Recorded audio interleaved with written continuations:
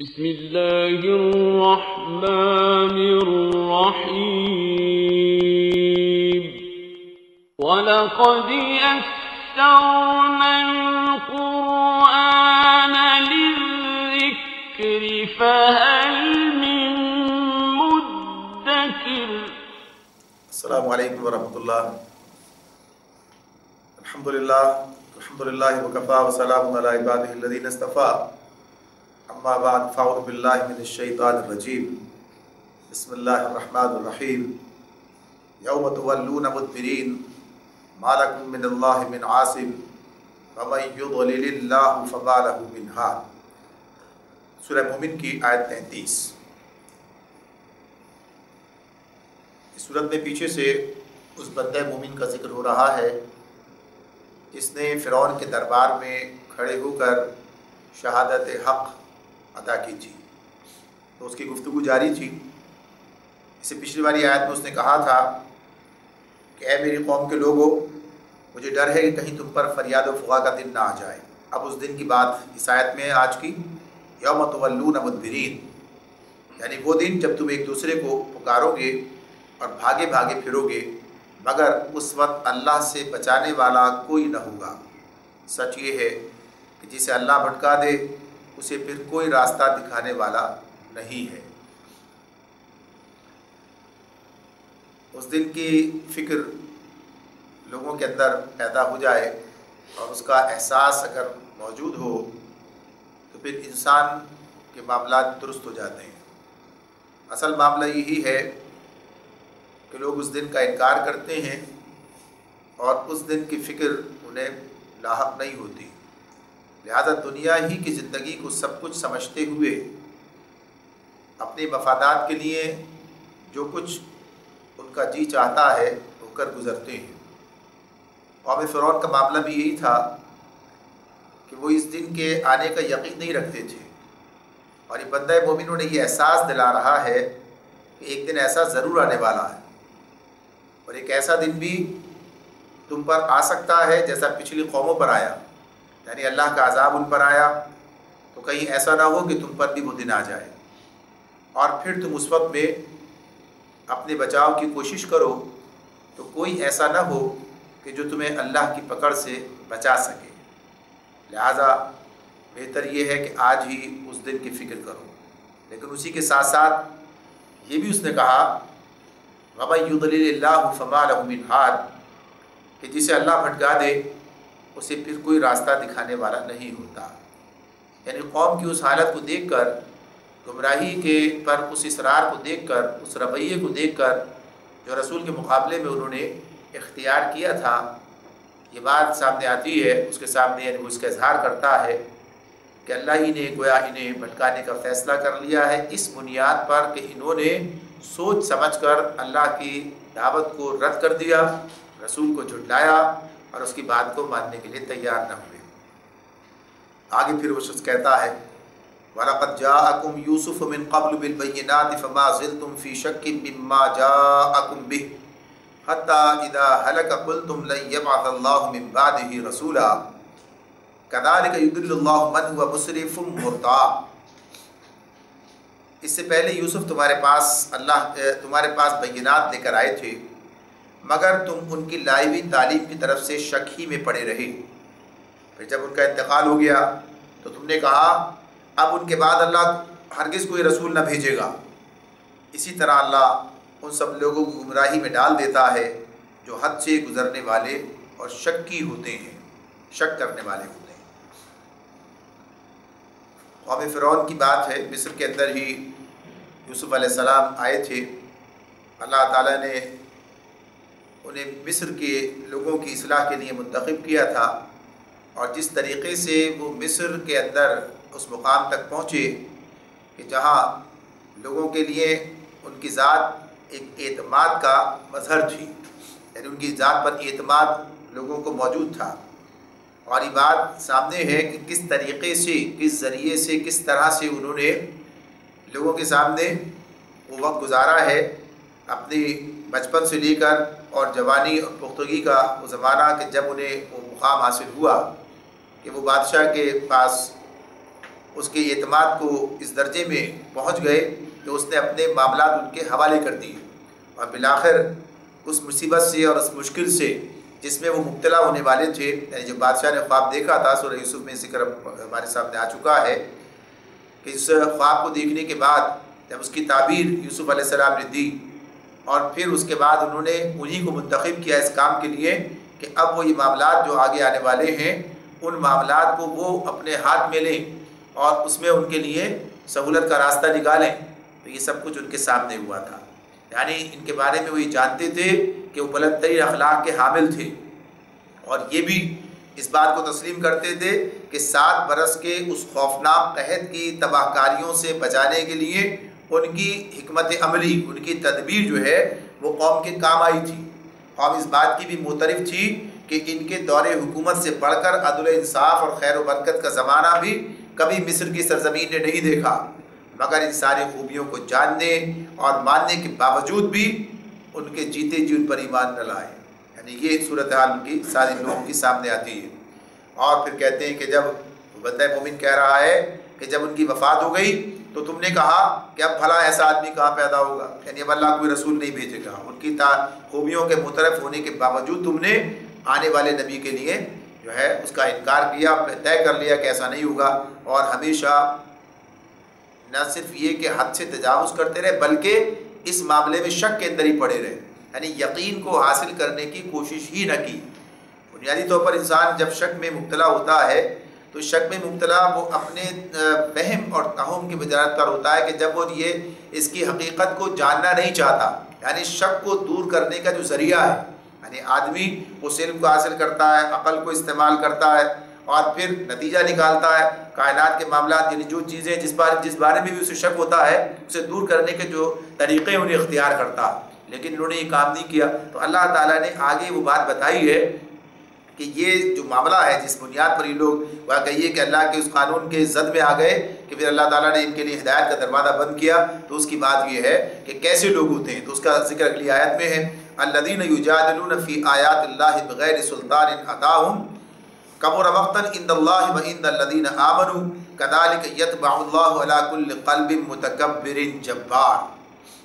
اور اللہ کی آیات میں جھگڑے کرتے ہیں، یعنی آیت پیچھے سے چل رہی تھی کذالک یضل اللہ من هو مسرف مرتاب، کہ اللہ ان سب لوگوں کو گمراہی میں ڈال دیتا ہے جو حد سے گزرنے والے ہوتے ہیں اور شکی ہوتے ہیں اور اللہ کی آیات میں جھگڑے کرتے ہیں۔ الذین یجادلون فی آیات اللہ، اللہ کی آیات میں جھگڑے کرتے ہیں، اور یہ جھگڑا کس طرح ہوتا ہے؟ بغیر سلطان اتاہم، بغیر اس کے کہ ان کے پاس کوئی سند یا دلیل آئی ہو، یعنی کوئی دلیل ہے اس کی بنیاد پر وہ اصرار کرتے ہیں، ایسا نہیں ہے، بلکہ بلا دلیل کے، بغیر کسی بنیاد کے وہ رسولوں کے ساتھ جھگڑے کرتے ہیں اللہ کی آیات کے معاملے میں۔ اللہ تعالیٰ فرماتے ہیں کبر مقتا عند اللہ وعند الذین آمنوا، یہ رویہ اللہ اور ایمان لانے والوں کے نزدیک سخت مبغوض ہے۔ اسی طرح اللہ ہر متکبر و جبار کے دل پر ٹھپا لگا دیتا ہے۔ تو یہاں جو بات ہمارے سامنے آ رہی ہے وہ اسی حوالے سے ہے کہ یہ جو اللہ تعالیٰ نے گمراہی میں انہیں پھینک دیا اور ان کے لیے ہدایت کا راستہ بند کر دیا، اس کی بنیاد کیا ہے؟ اس کی بنیاد یہ 3 صفات ہیں جن کا ذکر اس مقام پر ہو رہا ہے۔ پہلی بات اسراف، مسرف ہونا، یعنی اپنی بدعمالیوں میں حد سے گزر جانا۔ پھر فسق و فجور کی ایسی چاٹ ان لوگوں کو لگ جاتی ہے کہ اصلاح اخلاق کی کوئی دعوت کو قبول کرنے کے لیے تیار نہیں ہوتے، یعنی فسق و فجور میں ایسے ڈوب جاتے ہیں۔ دوسری بات اس میں جو بتائی گئی وہ یہ کہ انبیاء علیہ السلام کے معاملے میں ان کا مستقل رویہ شک پر مبنی ہوتا ہے، شک کے اندر مبتلا ہوتے ہیں۔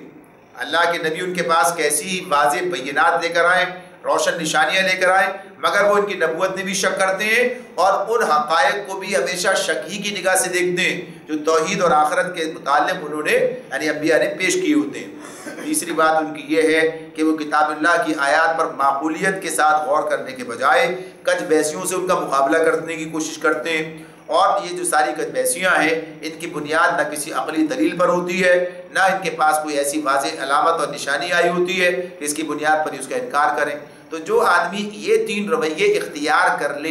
یہاں پر اللہ تعالیٰ نے بیان کیے ہیں،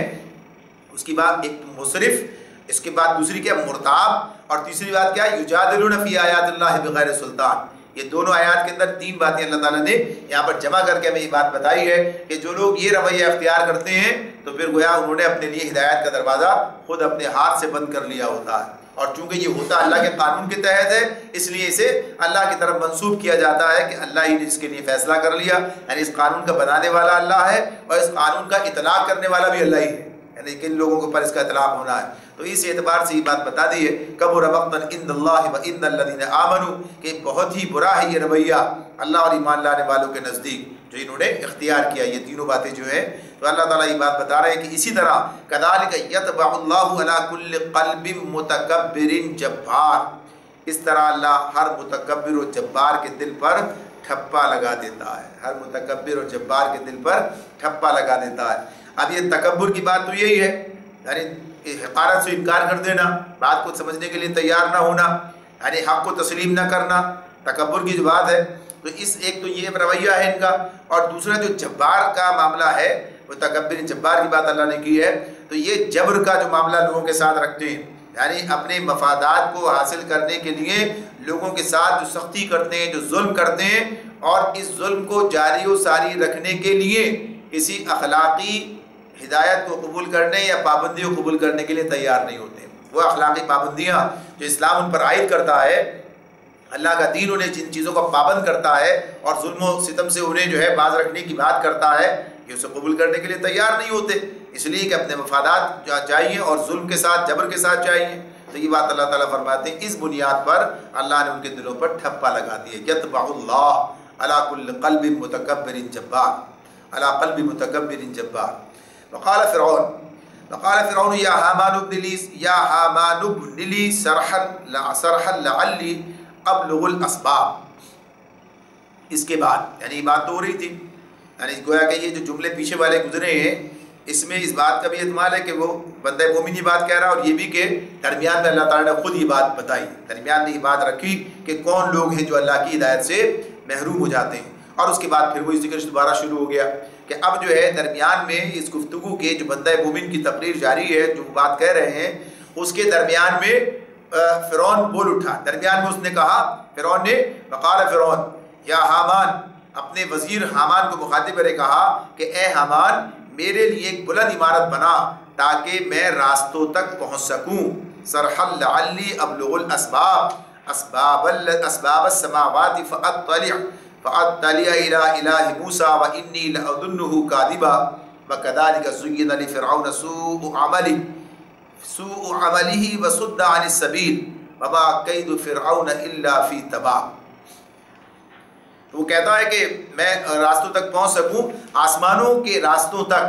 اور موسیٰ کے الہ کو جھانک کر دیکھ سکوں، مجھے تو یہ موسیٰ جھوٹا ہی معلوم ہوتا ہے۔ اس طرح فرعون کے لیے اس کی بدعملی خوشنما بنا دی گئی اور وہ راہ راست سے روک دیا گیا۔ فرعون کی ساری چال بازی اس کی اپنی ہی تباہی کے راستے میں صرف ہوئی۔ یہ اس کے معاملے میں اللہ تعالیٰ ارشاد فرما رہے ہیں کہ جب اس نے یہ گفتگو اس کے سامنے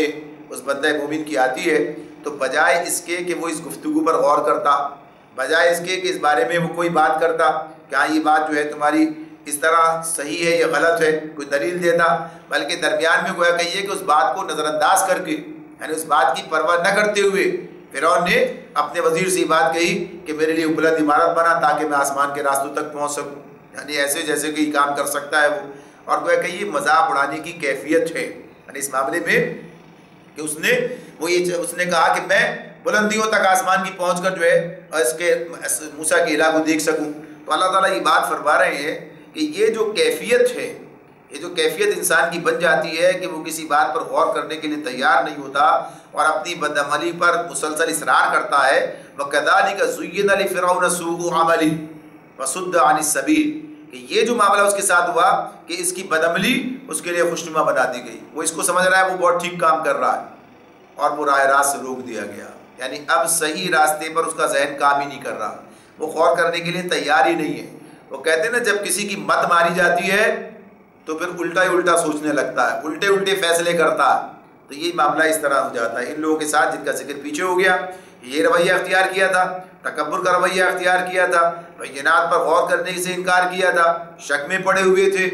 اور ساتھ ہی ساتھ جو ہے قوم کے ساتھ جباری کا معاملہ کیا تھا۔ تو اللہ تعالیٰ یہ بات بتا رہے ہیں کہ اس کا نتیجہ کیا ہوا کہ وہ اللہ کے راستے سے رک گئے، اور اپنے اسی عمل کو جو ہے انہوں نے صحیح سمجھا، یعنی وہ ان کے لیے خوشنما بنا دیا گیا۔ اور پھر ساتھ ہی ساتھ یہ بات کہ اس کا نقصان کیا ہوا،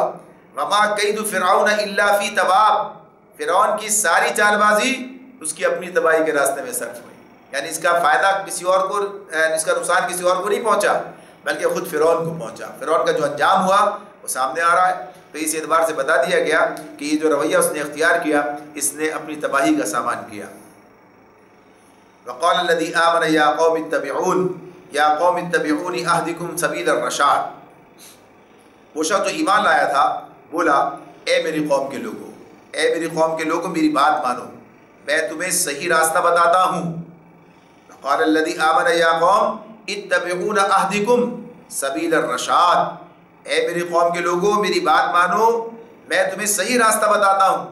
یا قوم انما هذه الحیات الدنیا متاع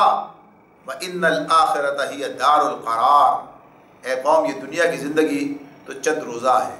ہمیشہ قیام کی جگہ آخرت ہے۔ یعنی اب اس نے وہ دلائل بھی ساتھ ساتھ دینے شروع کی، یعنی وہ دعوت جو موسیٰ علیہ السلام ان کے سامنے رکھ رہے تھے، اب اس نے وہ دعوت ان لوگوں کے سامنے خود براہ راست اپنی زبان سے پیش کرنی شروع کر دی ہے، یعنی یہ دعوت اس کی بھی ہے، گویا اس نے اب اپنے ایمان کا اظہار کر دیا ہے، یعنی یہ دعوت وہ دے رہا ہے، لوگوں کو بتا رہا ہے کہ میں اس پر ایمان لے آیا ہوں، یعنی میں یہ جانتا ہوں کہ آخرت آنے والی ہے، ہمیشہ قیام کی جگہ آخرت ہے، یعنی یہ بات وہ ان سے کہہ رہا ہے تو اس کا مطلب کیا ہے، وہ اس پر ایمان رکھتا ہے۔ تو یہاں پر جو چیز اس میں بتائی جا رہی ہے اور کہ اس میں جو سامنے آتی ہے اس کی طرف سے کہ وہ لوگوں سے یہ بات کہتا ہے کہ اس پر غور کرو، یہ بات تو سب لوگ جانتے ہیں، یعنی اس بات کو ہر آدمی تسلیم کرتا ہے کہ یہ دنیا کی زندگی عارضی ہے، لیکن اس کے بعد وَإِنَّ الْآخِرَةَ هِيَ دَارُ الْقَرَارِ، اس بات کو تسلیم کرنے کے لیے تیار نہیں ہوتا کہ آخرت بھی کوئی چیز ہے، مستقل رہنے کی جگہ آخرت ہے۔ پہلے تو آخرت کا ہونا اور پھر آخرت پر یہ یقین ہونا کہ آخرت ہمیشہ رہنے کی جگہ ہے۔ تو یہاں پر یہی معاملہ تھا کہ قوم کے سامنے انہوں نے یہ بات رکھی، انما هذه الحیات الدنیا متاع، یہ تو بس تھوڑا سا سامان زندگی ہے، یہ زندگی جو ہے بہت مختصر ہے، چند روزہ ہے، اور اصل کیا ہے، وَإِنَّ الْآخِرَةَ هِيَ دَارُ الْقَرَارِ، یہ وہ بنیادی بات ہے کہ جو سمجھ میں آ جائے تو پھر اصلاح کا راستہ ہموار ہو جاتا ہے، پھر اصلاح کا دروازہ کھل جاتا ہے، پھر انسان صحیح سمت میں سوچنے بھی لگتا ہے اور عمل کرنے کے لیے بھی تیار ہو جاتا ہے۔ لیکن اگر یہی بات وہ سمجھنے کے لیے تیار نہ ہو، یعنی آخرت کا عقیدہ اس پر اس کا ایمان نہ ہو، یا آخرت کے بارے میں وہ کسی گمراہی و غلط فہمی میں مبتلا ہو، تو نتیجہ کیا نکلے گا؟ نتیجہ پھر خرابی کی صورت میں آئے گا۔ آپ اس کے سامنے لاکھ دلائل دیں، ساری باتیں، کوئی بھی بات اس کے سمجھائیں، اس کی سمجھ میں کوئی بات نہیں آئے گی، اس لیے کہ وہ سمجھتا ہے کہ دنیا کے جو کام ہے ان کا کوئی نتیجہ آخرت میں نہیں نکلنا، تو پھر اپنی مرضی کے کام کر رہا ہوتا ہے۔ تو آگے کہا من عمل سیئۃ فلا یجزی الا مثلها ومن عمل صالحا من ذکر او انثى وهو مؤمن فاولئک يدخلون الجنة يرزقون فيها بغیر حساب۔ اب بندہ مومن کہہ رہا ہے اس آخرت کے دن کے حوالے سے، جو برائی کرے گا اس کو اتنا ہی بدلہ ملے گا، جو برائی کرے گا اس کو اتنا ہی بدلہ ملے گا جتنی اس نے برائی کی ہوگی، اور جو نیک عمل کرے گا خواہ وہ مرد ہو یا عورت، بشرط یہ کہ ہو وہ مومن، ایسے سب لوگ جنت میں داخل ہوں گے جہاں ان کو بے حساب رزق دیا جائے گا۔ اور یہ مضمون بار بار ہمارے سامنے رکھتا ہے، بار بار یہ بات ہمارے سامنے بیان کرتا ہے کہ اس آخرت کی فکر کرو، اس آخرت کی طرف پیش قدمی کرو، اس کا شوق انسانوں کے دل میں پیدا کر دیا جائے اور پھر اس کے لیے کوشش کرنا شروع کر دیں۔ تو یہاں بتائی جا رہی یہ بات کہ یقیناً برائی کا بدلہ اتنا ہی ملے گا جتنی برائی، لیکن معاملہ یہ ہے کہ انسان اپنے کفر کو، اپنے شرک کو، اپنے فسق کو بہت ہی معمولی چیز سمجھ رہا ہوتا ہے، اسے پتہ ہی نہیں ہے کہ کس خالق کی نافرمانی کر کے وہ کتنے بڑے جرم کا ارتکاب کر رہا ہے، اور اس جرم کی سزا پھر کتنی بڑی ہے، یعنی جتنے بڑا جرم ہے اتنی بڑی سزا ہے۔ تو اسے اپنے جرم کی کیفیت کا یا اس کی سفاکی کا یا اس کی حیثیت کا احساس ہی نہیں ہے، اتنا بڑا جرم ہے یہ۔ اللہ رب العالمین کے سامنے جو ہے اس کا انکار کرنا یا اس کے ساتھ کسی کو شریک ٹھہرانا یا اس کی نافرمانی کرنا، تو اس اعتبار سے انسان سمجھتا ہے کہ یہ کوئی بات ہی نہیں ہے۔ جب اس کا بدلہ سزا جہنم کی صورت میں سامنے آئے گی، یعنی اس کا بدلہ سزا جو اس کی اتنی بڑی ہوگی، پھر آدمی کو پتہ چلے گا کتنا بڑا اس نے ظلم کیا ہے، کتنا بڑا جرم اس کا ہے۔ تو دنیا میں تو انسان اپنے جرم کو جرم سمجھتا ہی نہیں، اور سمجھتا بھی ہے تو اس کی کوئی حقیقت اس کی نظر میں نہیں ہوتی، معمولی سمجھتا۔ اللہ کی نافرمانی کوئی معمولی بات نہیں ہے. جس ہستی کی نافرمانی کی جا رہی ہے یا جس ہستی کا انکار کیا جا رہا ہے یا جس ہستی کے ساتھ دوسروں کو شریک ٹھہرایا جا رہا ہے، یہ بہت بڑا جرم ہے. تو اس کا بدلہ بھی پھر ویسا ہی ہے، سزا زیادہ نہیں ہے آدمی کے جرم سے، جرم ہی بڑا ہے. اور پھر یہ بات اپنی جگہ ہے کہ نیک لوگ جو ایمان لے آئیں، یعنی ایمان لانے کے بعد انسان نیک بنتا ہے. تو نیکی کی بظاہر نیکی کی شکل ایک جیسی ہو سکتی ہے. ایک آدمی مسلم غیر مسلم کوئی عمل کرتا ہے ایسا جو کہ نیکی کہلاتا ہے، لیکن اپنی دانے سے وہ نیکی سمجھتا ہے. اصلاً تو نیکی اس وقت بنتی ہے، نیکی کے جو اس طرح اسلام استعمال کرتا ہے عمل صالح کی، وہ اسی اعتبار سے کہ جو ایمان لانے کے بعد ہے. لیکن پھر بھی واضح کیا ہے وَمَنْ عَمِلَ صَالِحًا مِنْ ذَكَرٍ أَوْ أُنْثَىٰ، مرد و عورت کی کوئی قید نہیں ہے، جو بھی عمل صالح کرے فَهُوَ مُؤْمِنٌ، اور وہ مومن ہو. شرط ایمان لانے کی ہے. تو پھر وہ جنت میں داخل ہو جائے گا اور وہاں اسے یرزقون فیہا بغیر حساب، بغیر کسی حساب کی جو ہے رزق دیا جائے گا. یعنی جتنا چاہے گا اور جیسا چاہے گا اللہ تعالیٰ اسے سب کچھ عطا فرما دیں گے. وَيَا قَوْمِ مَا لِي أَدْعُوكُمْ إِلَى النَّجَاةِ وَتَدْعُونَنِي إِلَى النَّارِ. یا قوم، کیا بات ہے. کہتے ہیں وَيَا قَوْمِ مَا لِي أَدْعُوكُمْ إِلَى النَّجَاةِ وَتَدْعُونَنِي إِلَى النَّارِ. اے میری قوم، ذرا سوچو یہ کیا ماجرا ہے. اے میری قوم، یہ کیا ماجرا ہے کہ میں تو تم لوگوں کو نجات کی طرف بلاتا ہوں. میری دعوت کیا ہے؟ ادعوکم الی النجات، یعنی میں تمہیں نجات دینے کس سے؟ آدمی کو آخرت میں کامیابی کی طرف بلاتا ہوں، جہنم سے آزادی کی طرف بلاتا ہوں. یعنی اس اعتبار سے تو اگر میں تمہیں اس طرف بلا رہا ہوں تو تم جو ہے مجھے کدھر بلا رہے ہو؟ وَتَدْعُونَنِي إِلَى النَّارِ، اور تم مجھے آگ کی طرف بلا رہے ہو. تو یہ بات اپنی جگہ واضح ہے کہ یہ دو دعوتیں یا دو پیغامات، ایک پیغام کیا ہے؟ حق کی طرف بلانا، اس کا نتیجہ کیا ہے؟ اس کا نتیجہ انسان کی کامیابی ہے، آخرت میں نجات ہے. تو اس اعتبار سے یہ دعوت ہے. اور دوسرے اس کے جو مد مقابل ہیں جو اسے اپنی طرف گھسیٹ رہے ہیں اور جو اسے اپنے سابقہ گویا کہ یہ عقیدے پر اور سابقہ عمل پر اصرار کر رہے ہیں، تو گویا وہ اسے جہنم کی طرف بلا رہے ہیں. تو یہ بات اگر آدمی کی سمجھ میں یہ بھی آ جائے کہ یہ دعوت جو دونوں اس کے سامنے آتی ہیں، ایک حق کی دعوت ہے، ایک باطل کی دعوت ہے. حق کی دعوت نجات کی دعوت آخرت میں، اور باطل کی دعوت آخرت میں تباہی کی دعوت ہے. تو اس اعتبار سے پھر آدمی سمجھ سکتا ہے کہ اسے کدھر جانا چاہیے. تو یہ کہتے ہیں اسی اعتبار سے کہ دیکھو میرا معاملہ تمہارے ساتھ یہ ہے، لیکن تمہارا معاملہ میرے ساتھ کیا ہے کہ تم مجھے آگ کی طرف بلا رہا ہو، تو میں تمہاری بات کیسے مان سکتا ہوں. یعنی مشرکین مکہ بھی یہ بات کہتے تھے کہ نبی اکرم صلی اللہ علیہ وسلم تمہاری کوئی بات ماننے کے لیے تیار ہی نہیں ہے، چلو ہم کچھ ان کی مان لیں، کچھ یہ ہماری مان لیں. تو یہ بات جو وہ کہتے تھے وہ اسی تناظر میں کہہ رہے تھے کہ گویا کہ یہ کوئی دنیاوی معاملہ ہے، کچھ آپ ہماری مانیں کچھ ہم آپ کی مان لیں، چلو سمجھوتا ہو جاتا ہے. لیکن یہ تو معاملہ نجات کا اور پکڑ کا ہے، یہ تو جنت اور جہنم کا معاملہ ہے. ایسا تو نہیں کہ چلو میں کچھ انگارے آپ کی طرف سے لے لوں اور آپ کچھ نعمتیں میری طرف سے لے لیں. یہ بات تو نہیں ہو سکتی ہے. انسان تو آگ سے بچنا چاہتا ہے، تو اس اعتبار سے یہ اللہ کی نافرمانی سے بچنا چاہتا ہے. تو ایمان کا معاملہ بغیر کسی سمجھوتے کے اور بغیر کسی کہیے کہ اس میں کسی قسم کی کمی بیشی سے یہ مبرہ ہے. اس کا معاملہ تو یہی ہے کہ اسے پورا کا پورا ادھر آنا ہے. تو وہ کہتے ہیں کہ تم مجھے جو ہے آگ کی طرف بلاتے ہو اور میں تمہیں نجات کی طرف بلاتا ہوں. تدعوننی لأکفر باللہ واشرک بہ ما لیس لی بہ علم وانا ادعوکم الی العزیز الغفار. تم مجھے اس بات کی دعوت دیتے ہو کہ میں اللہ سے کفر کروں، تم مجھے اس بات کی دعوت دیتے ہو کہ میں اللہ سے کفر کروں، اور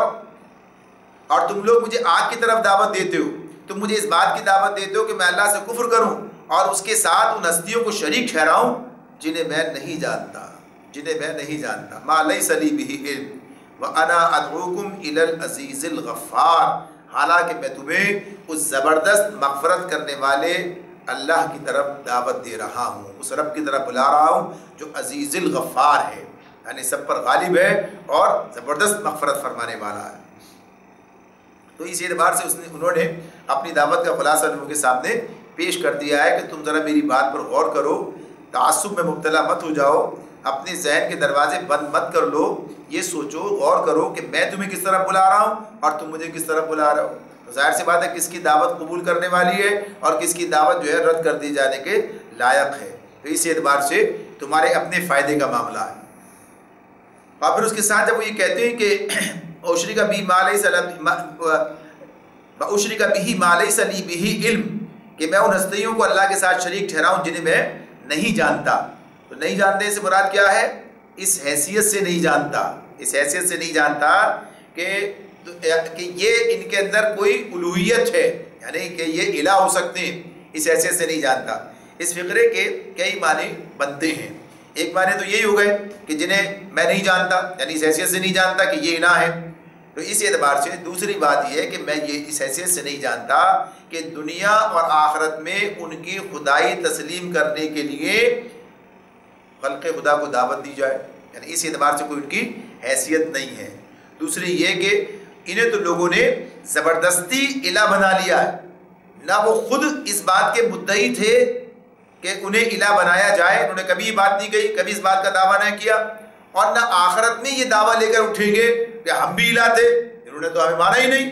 اور وہاں مسئلہ سامنے آ جائے۔ تو اس اعتبار سے یہ وہ تمام نیک لوگ جن کو لوگوں نے بعد میں الہ بنا لیا، اور اللہ کے انبیاء کو یا صالح لوگوں کو، تو وہ ظاہر سی بات اس بات کے مدعی تو نہیں تھے کہ انہیں الہ بنایا جائے، اور نہ آخرت میں وہی بات کہیں گے، بلکہ وہ تو الٹا انکار کر دیں گے۔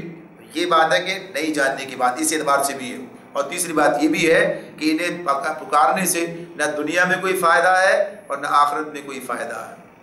لا جرم انما تدعوننی الیہ لیس له دعوۃ فی الدنیا ولا فی الآخرۃ وان مردنا الی اللہ وان المسرفین هم اصحاب النار۔ نہیں، حق یہ ہے اور اس کے خلاف نہیں ہو سکتا، جن کی طرف تم مجھے بلا رہے ہو ان کے لیے نہ دنیا میں کوئی دعوت ہے، ان کے لیے نہ دنیا میں کوئی دعوت ہے نہ آخرت میں، اور ہم سب کو پلٹنا اللہ ہی کی طرف ہے، اور حد سے گزرنے والے آگ میں جانے والے ہیں۔ یہ بالکل واضح بات ہے، دو ٹوک بات ہے، اپنی دعوت کو اس کا خلاصہ پیش کر دیا ہے کہ ان کے لیے دنیا اور آخرت میں کوئی دعوت نہیں ہے، یعنی ان کی طرف لوگوں کو نہیں بلایا جا سکتا، ان کی کوئی حیثیت کوئی اس طرح کی نہیں ہے کہ انہیں دعوت دی، ان کی طرف دعوت دی جائے۔ دعوت بنیادی طور پر اللہ کی طرف ہے۔ بنیادی دعوت کس کی طرف ہے؟ جیسے نبی اکرم صلی اللہ علیہ وسلم نے کیا کہا؟ ادعو الی اللہ، میں تمہیں اللہ کی طرف بلاتا ہوں، اپنی ذات کی طرف بھی نہیں بلا رہا ہوں، بلکہ کیا ہے؟ ادعو الی اللہ، میں اللہ کی طرف تمہیں بلاتا ہوں۔ سورہ یوسف کے اندر یہ بات اس طرح بیان کی گئی،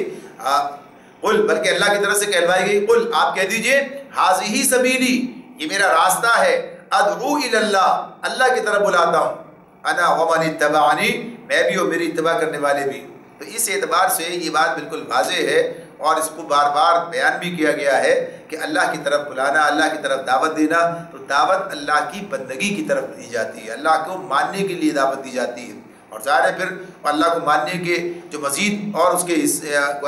نتائج ہیں یا اس کے جو اور اس کی تکمیل کے راستے معاملات ہیں، وہ رسول کو ماننا بھی ہے، اللہ کی طرف سے آنے والی کتاب کو ماننا بھی ہے، وہ سب پھر اس کے تحت آ جاتے ہیں۔ تو اصلاً اللہ کی طرف دعوت ہے کہ اللہ کو الہ واحد تسلیم کیا جائے، پھر اس کے ظاہر نتائج سامنے آتے ہیں کہ اللہ کو الہ واحد جب مانیں گے تو پھر اللہ کی طرف سے آنے والے پیغمبر کو بھی تسلیم کریں گے، اس کی طرف سے آنے والی ہدایت کو بھی مانیں گے۔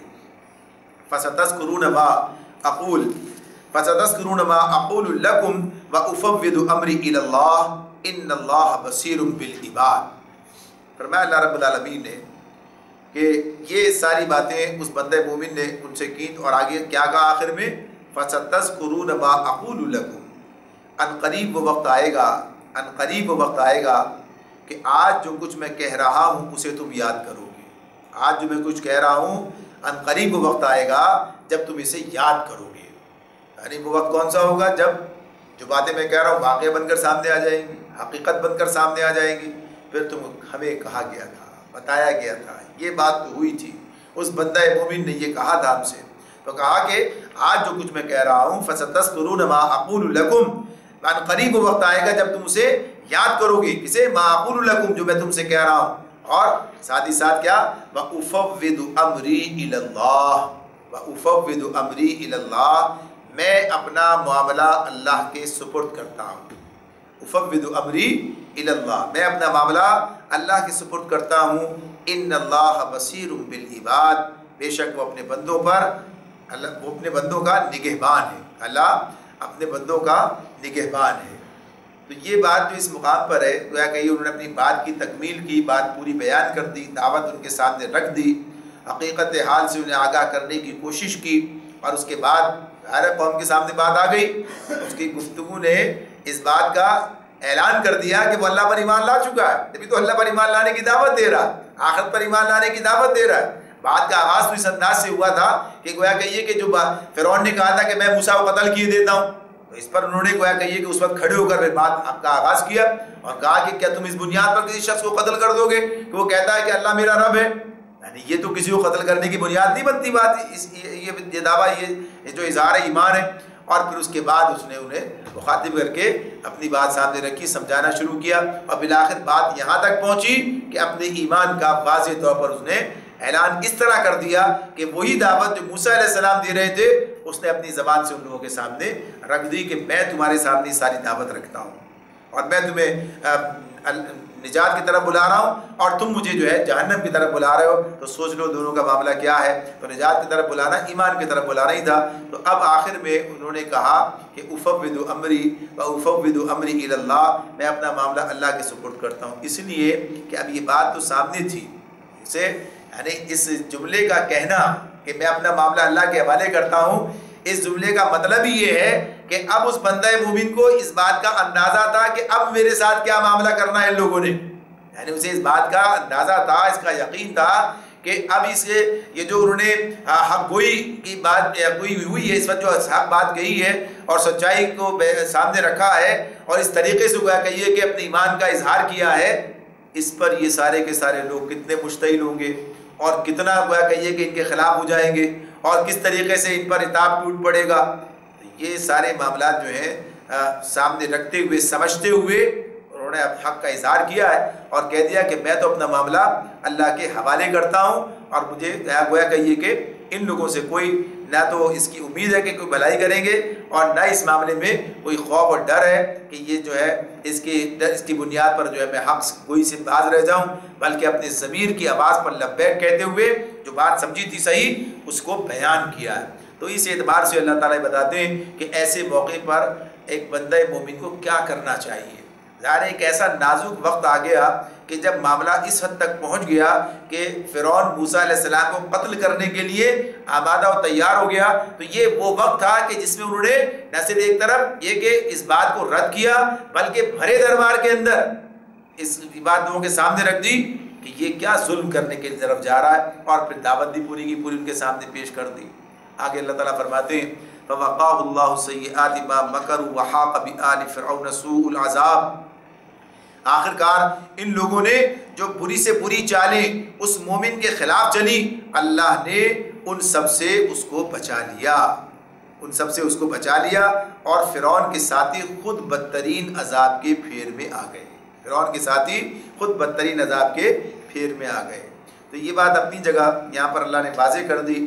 پیارے ایک طرف تو یہ بات بتا دی ہمیں، قصہ تو جب ہی مکمل ہوتا ہے کہ اللہ نے ایک طرف تو اس کی حق گوئی کی بات ہمارے سامنے رکھی کہ حق گوئی کس درجے کی تھی اور فرعون کا ڈر غالب نہ آ سکا، ایسے جبار ایسے گویا کہیے کہ بد کردار کے سامنے حق گوئی کرنا کوئی آسان بات نہیں تھی، اور اسی لیے نبی کریم صلی اللہ علیہ وسلم کا ارشاد ہے کہ افضل جہاد کیا ہے، یعنی ظالم حکمران کے سامنے حق بات کہنا، حق بات کہنا جو ہے بڑا جہاد ہے، یہ حق گوئی جو ہے کوئی آسان بات نہیں ہے۔ تو یہ کام جو انہوں نے کیا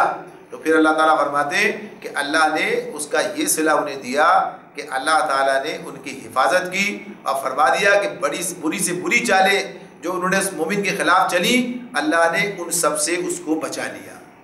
یعنی اسے جو ہے محفوظ رکھا، اس کے اثرات جو ہے اس پر نہیں پڑے۔ اور اس کے برعکس معاملہ کیا ہوا، فرعون کے ساتھی خود بدترین عذاب کے پھیر میں آ گئے، یہ اس کا نتیجہ نکلا ان لوگوں کے حق میں۔ تو یہ بات اللہ تعالیٰ ہمیں بتاتے ہیں کہ آدمی کامل اعتماد کے ساتھ اپنے دین پر قائم ہو، اللہ کے ساتھ وابستہ ہو اور حق گوئی کے معاملے میں کسی حوالے سے مداہنت نہ کرے، اور خصوصیت کے ساتھ حق گوئی کا معاملہ اسی وقت سامنے آتا ہے، اسی وقت یہ انسان کے لیے ایک معیار بن جاتا ہے کہ جب وہ کسی بالادست ظالم قوت کے مقابلے میں حق گوئی کا اظہار کرتا ہے، حق کا اظہار کرتا ہے، صحیح بات بیان کرتا ہے، اور پھر بہرحال اللہ رب العالمین کی مدد اس کے ساتھ ہوتی ہے۔ اس قصے میں ہمارے سامنے یہ پیغام دیا جاتا ہے۔ اللہ تعالیٰ ہمیں سمجھنے اور عمل کرنے کی توفیق عطا فرمائے۔ وآخر دعوانا ان الحمد للہ رب العالمین۔